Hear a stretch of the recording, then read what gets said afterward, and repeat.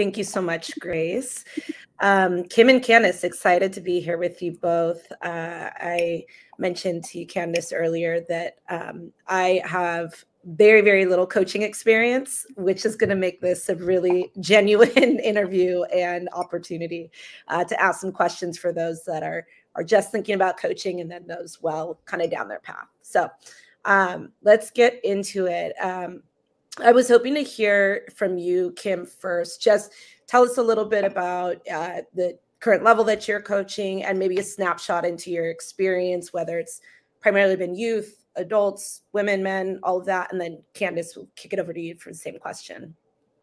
Yeah, great. Thank you for having me. And right now, I currently am the head coach of the men's soccer team at NYU. We're a Division III program competing in the NCAA.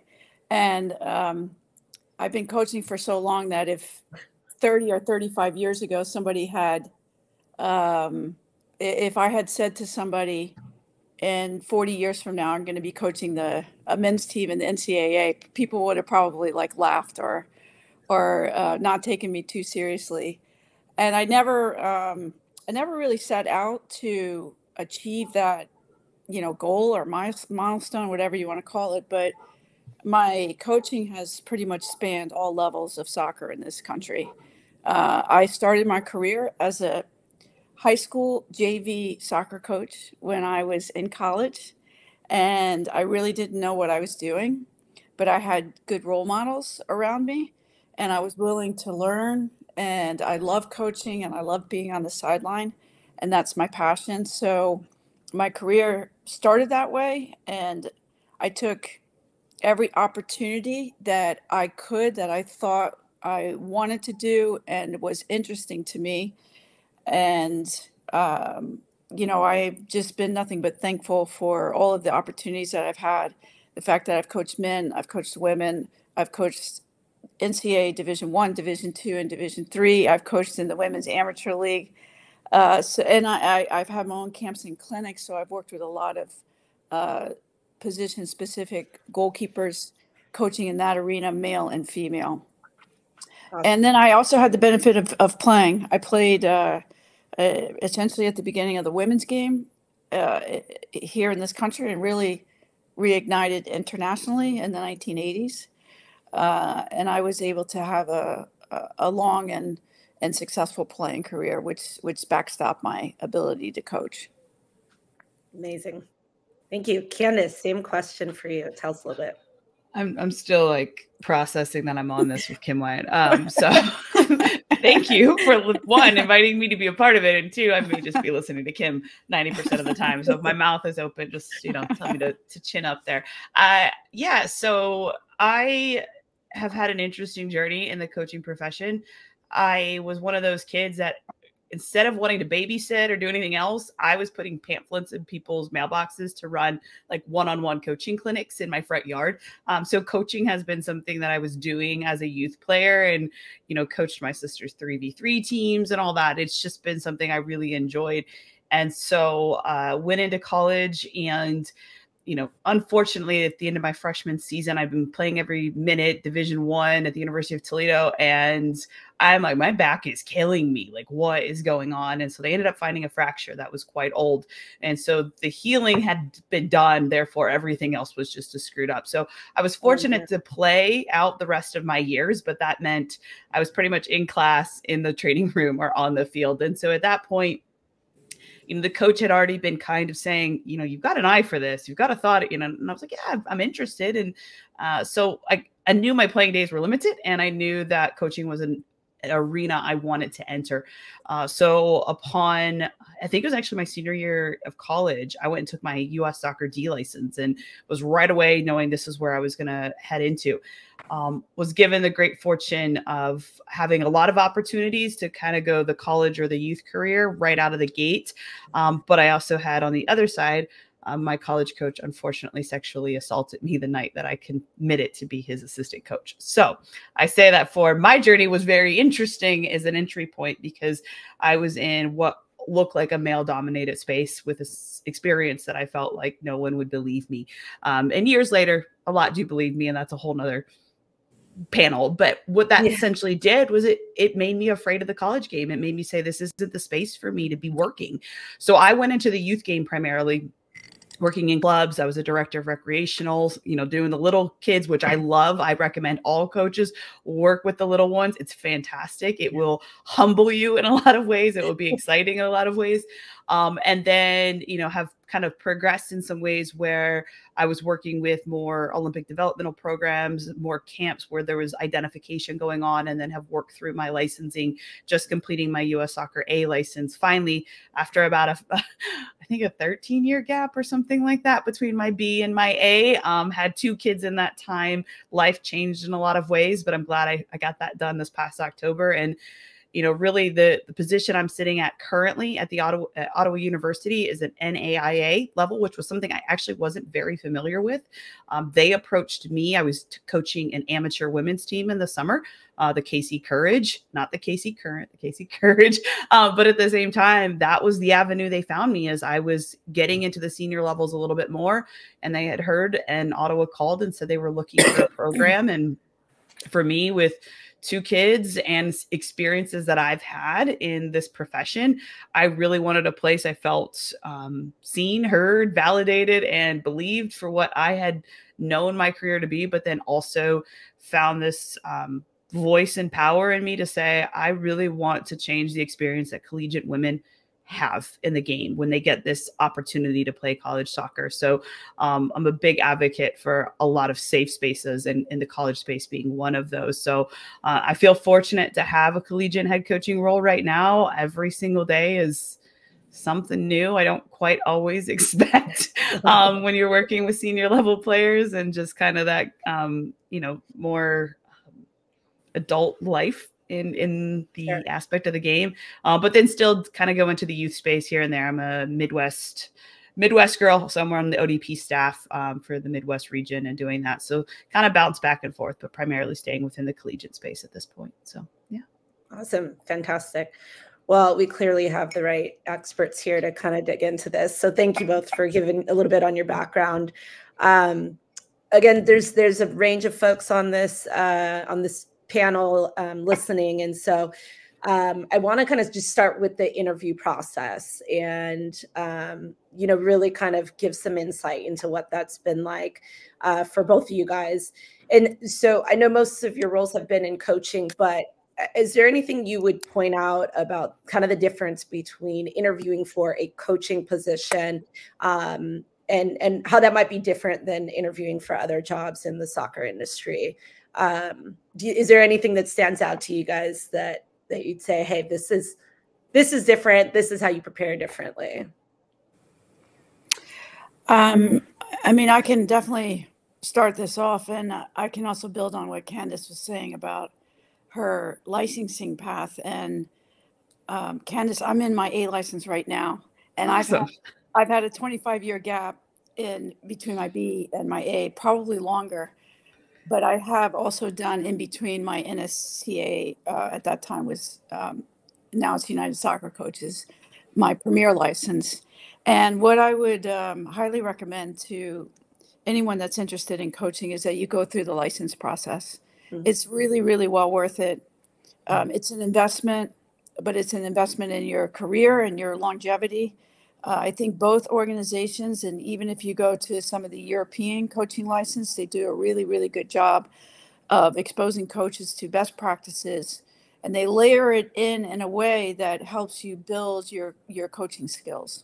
So that would be like a big message to anyone that's thinking about getting into coaching, is getting your license and going through the process. And I actually think it's good to take these long gaps and not do one license after the other, because you can go back out into the community and you can build on the skills that you've learned, and then you can return to coaching licensing with much more experience. That's at least what I'm finding. Yeah, so, I would agree with that. Yeah. And then as you head into an interview process, I think that having your license just gives you so much more to be able to stand on.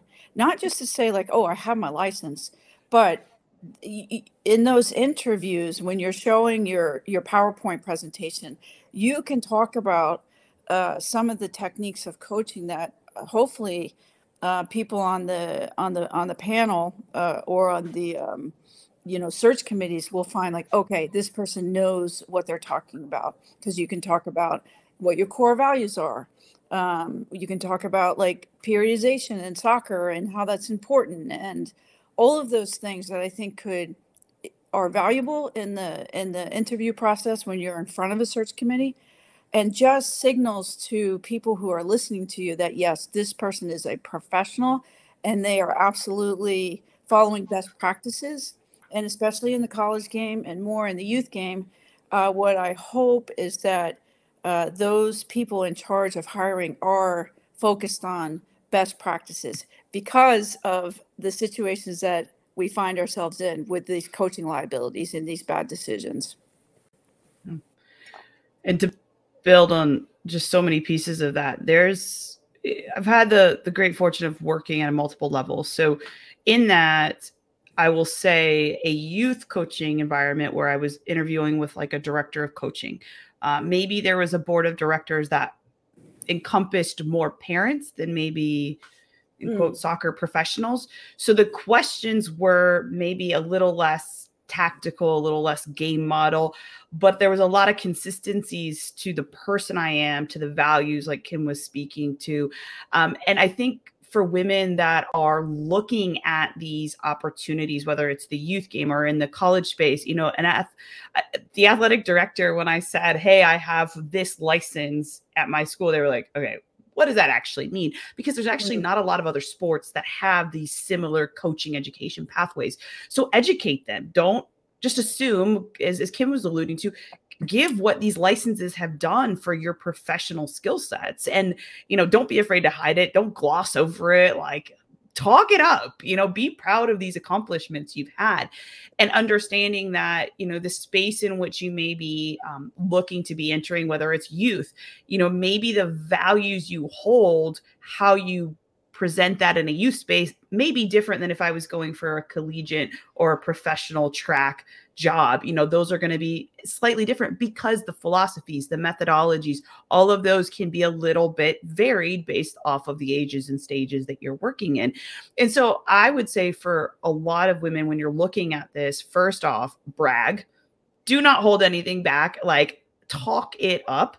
Think about your playing experiences too, because what you did as a player, especially if you look at this coaching route, I can guarantee you can find linkages as a player where you were coaching, you were finding leadership, finding that as a connection or a spark that then said, I then entered this profession. What that shows an employer is that you're someone that has been invested in this game at lots of moments of your life where it doesn't. I am totally jealous I was never a national team player. That is something that I'm like, I can never hold. But I also remember when somebody looked at me and said, well, what do you think the starting lineup should be? And I was like, hold up. Like, what? Like, I'm just like, I'm a 6, just like going in there, like, what, why do you want my opinion? And they're like, well, you're seeing things and how you see combinations of players and the tactics. And I was just like, this is such a cool way to think about the game. Yeah. And I remember telling that story and saying that moment was so powerful when my coach asked me as a player what my starting lineup would be. Then, you know what that's done? That has sparked my willingness to mentor my players. I want to empower my players. I want to empower my staff. And I've used that as a linkage where you can see them all go, oh, yes, very nice. And they like write down the note that I said that, because to them, I can show that there's these things that were powerful to me and my experiences, and I'm giving back to the game in that way. So just finding these different spaces that you're going to be in or entering in, don't leave anything out. Go back. Think about it. They love when I say I put the things in the people's mailbox and offered a 1v1 clinic. I mean, they don't know, but to them, they're like, okay, that's just been something she's done. And that's truthful to my experience. So yeah, it is some different ways to interview, but at the same time, I think who you are is going to come through in that interview when you're authentic to your experiences and your beliefs and your values. Yeah, no, from both of you, I'm hearing just the ability to kind of draw back from all of those experiences you've had and articulate out, your values and what's important to you and how you would present as a leader for your team. But just that ability to to communicate those things and really think critically. And I love what you're saying earlier about not skipping over the license stuff, because the people that are on the panel don't always know more than you, right? So I thought that was a great comment.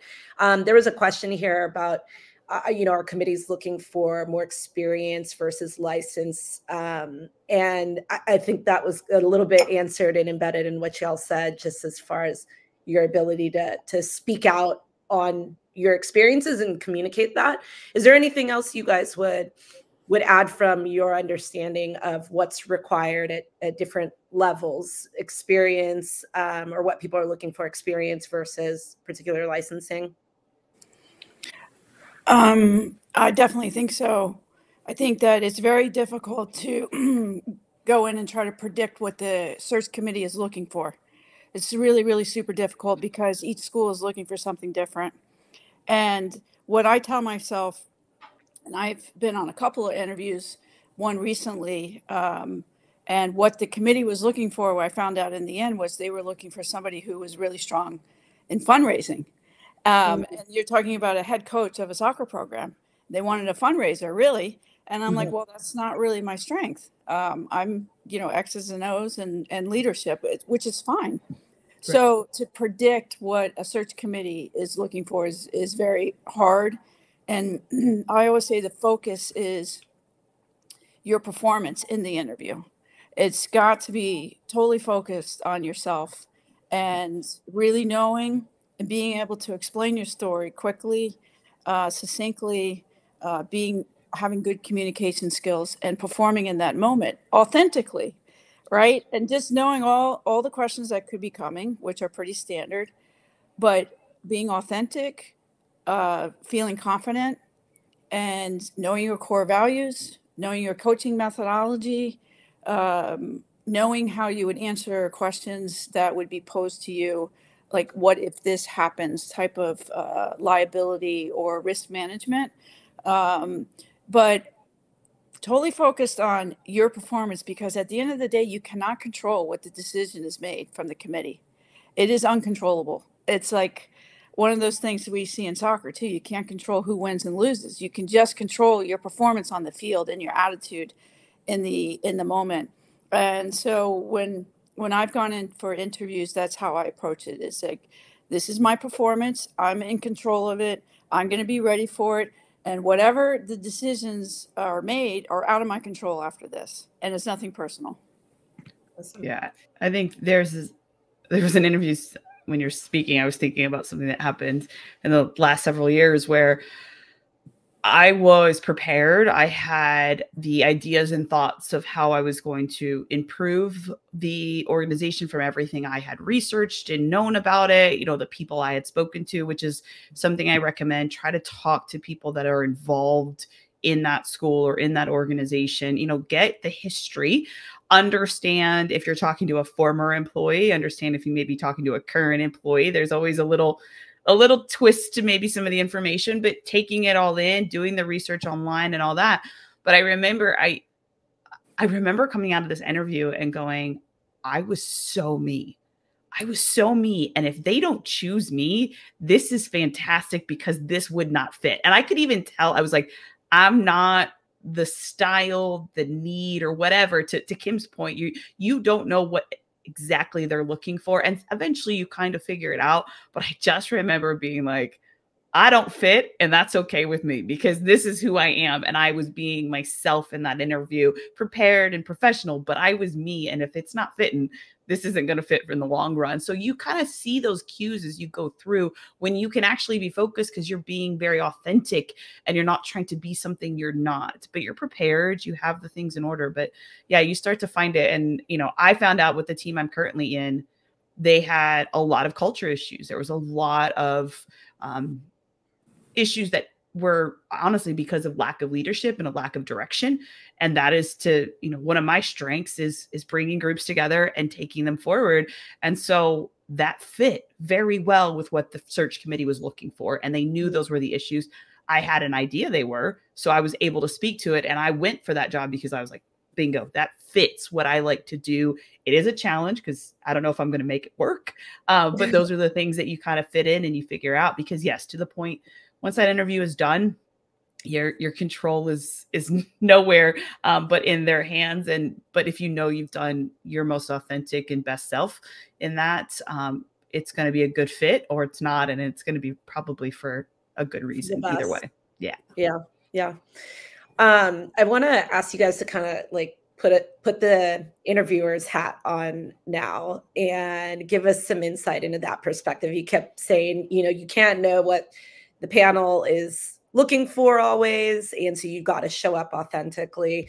But as you all have interviewed folks and interviewed for your staff teams, I want to just hear a little bit about the things that you are looking for and the things that you are hoping to see out of a candidate, and just what your thought process is when you're interviewing folks. I think there's always a bias to what I prefer myself to interview. Like, I'm not going to lie. Like and so, I mean, obviously there's a job description coming from somewhere. So whether that's myself, whether that's the committee that's come together, whether it's decades old and maybe needs the dust pull off of it a little bit and revamped. But either way, there hopefully is something core to the expectations that you're looking for competencies to be shown through. For me, some of the biggest pieces are that authenticity, like, showing their nerves are natural, a little bit of a hesitation, a little bit of a fluster moment, that doesn't deter me, but, showing that there's a comfort in who you are. The value piece is always something that I like seeing. I like to honestly hear about experiences that link into the competencies, and it doesn't mean everything was amazing. Like you nailed that thing that connects to that job requirement. It's more like, I had this. These are the things that went really well. I'm looking forward to growing in this way. If I could do it again, I would have grabbed that resource. I would have considered this piece to it. And to me, that shows that growth mindset. So I like to see those types of examples presented when we're thinking about what are those competencies that we're looking for and how does that come through with examples that they use. That's not all about everything was fantastic. Brag, but also be okay and vulnerable a little bit. By going, these are areas that lessons you learned. Yeah, 100%. So I know that's something core to me. So I'd be curious what, Kim, you're looking for when you're the interviewer. Yeah, I have been on several search committees, and I guess one of the messages I want to talk about is, I personally am not concerned about the coach talking about how many wins and how many losses they've been responsible for. I mean, I think that is a piece of it, but it's way down on the list for me, because what you're really talking about is placing a person in front of young people to work with. This is what you're talking about. This is like a huge responsibility. So for me, it's a lot about their leadership ability, right? And you're not, as a young coach, you're not going to be a finished product, but you have to know your core values and you have to be able to articulate those. And it's a lot for me about leading a group of people. And if you're working in the youth environment, you have to consider how that person is going to deal with parents also as well. So leadership. And then, of course, part of the interview process is about, what do you actually know about the game, and like, what is your methodology? And for me, working in some of the soccer clubs that I've worked with, we have a strong mentoring program. We have a strong, ethos within the organization that doesn't just leave a coach out there to try to figure it out for themselves. Here's the blueprint, here's the game plan, here's how we want you to do it. And can you go and implement the things that we're asking you to implement? And when you're working in the college environment, that is big. Is like you're part of a bigger team, and they have to know that you understand the values of the university or the college, and that you can get on board, and you really cannot be any type of risk management to the university. That's a great point. Yeah. I know we have just a couple minutes here, so if anyone has any questions, feel free to shoot them in. But along the lines of being able to show up to an interview and communicate your values or what have it through experiences. My question to you guys is, if you were to give advice to this crew here, what would it be? But I'd love to hear it from the lens of an experience that you've had, whether it was a challenge or whether it was a success. Maybe you can kind of draw back to your experience and give some words of wisdom for folks on the line. I'm going to go first, Kim. Sure. Yeah. I'm more interested in Kim's response than mine. So I'm interested in both. I actually have hopefully a pretty good story, or experience. All right, go ahead. I'm excited. So I'm older, right? I'm part of like pretty much the first generation of female coaches in this country. So I have the experience, the benefit of experience. And in my career, I had taken a little bit of a break because my own children were born in 2006 and 2008. And I was looking to get back out in the community. I was staying connected. And so I had been an assistant coach at NYU for a couple of years because the woman who got the job there actually started her career with me.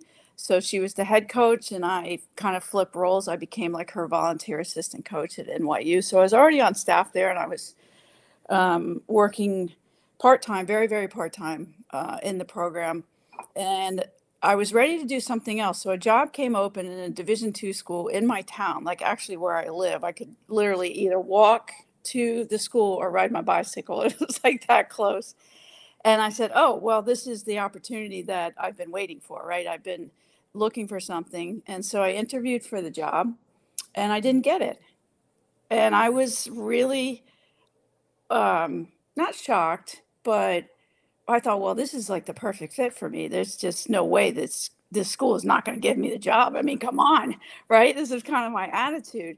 And I ended up not getting the job. And for the benefit of time and experience, I said to myself in that moment, I said, well, something else must be coming along, right? Like something else must be coming along. And long story short is I had interviewed for that job in the spring of 2015.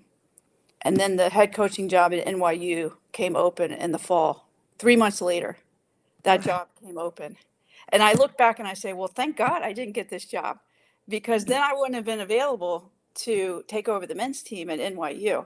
So everything happens for a reason. And maybe the fit is not right. And maybe we have something else like looking out for us that we don't know about. But I would just encourage the people listening that, just keep at it. Just keep your head up. Things, you can take every experience, and even if it's a negative experience or it doesn't turn out the way that you think it's going to turn out, just keep plugging along. Just keep plugging along, because you will eventually get to where you want to go. Yeah. I was thinking of a job I didn't get where they said I didn't have enough college coaching experience. And I said, well, my experience started out a little interesting. So you're right. I didn't take that pathway, but I didn't get that job. And then 2 years later, I'm a head coach. And I was like, so didn't have enough experience for you, but it does. It falls into line. And I'm glad at the same point. What I'll say in recommendation is your resume, wherever you store that in your computer, Microsoft Word, whatever it is, anytime you do something great, wonderful, notable, go put it in the resume. And I say that brush up on it annually or even twice a year, but think about adding to it regularly. Because it's not the resume you're probably going to submit at the end of the day, but it's going to be this great list of bullet points to remember all the great things you've done to be able to be prepared for that next interview, to talk about the skill sets, because you don't know how maybe this notable thing you did outside of your wins and loss records. I'm talking the things we don't find if we search your name up on Wikipedia or go to the club or the college's website. The things that are like, I did, I'm leading a leadership council for my group and my team. And I've had a lot of people come up and be like, how are you doing this? And so I've got that in my bullet point is here was the leadership council. Here are the things that came out of it for my student athletes. Here, I did a survey. Here's what the student athletes said about the leadership council. I'm not looking to get another job right now, but I put that in my resume because I'm going to need to remember it if there is something I want to apply for. So that's my best, because then as you prepare, along with all the things you're going to want to know about where you're applying to, their values, their principles, the things that they have in their mission statement and their vision statement, how is that then correlating to all these things you do? And that to me is a big help when we talk about women kind of struggling to get that confidence to apply for that job, right? The whole, we've got to check all the boxes, where men say we can check a few and we'll apply. This really helps when you start to go, I think I want that job. Go to that resume, that draft where you're putting all these really cool things that you've done, notably to you. And again, it's not for anybody else's eyes, it's your own, but it really helps when that moment comes. And so that's my letter, or my recommendation when it comes to that process of being the interviewee and looking for the next job. Oh, that's great advice. And again, putting those bullets that are not just the wins and losses, right? But the lessons learned that you would want to draw on as you look ahead. And no, I appreciate both your guys' comments on that. Well, I know we're near end here, or a little bit over. I'll leave it to Grace or Pip to chime in and stop us. But I did want to give my thanks to both of you for just your time, your words, your knowledge, wealth of experience. It was fantastic to just hear a little bit about some of those key nuggets as you go through the interview process.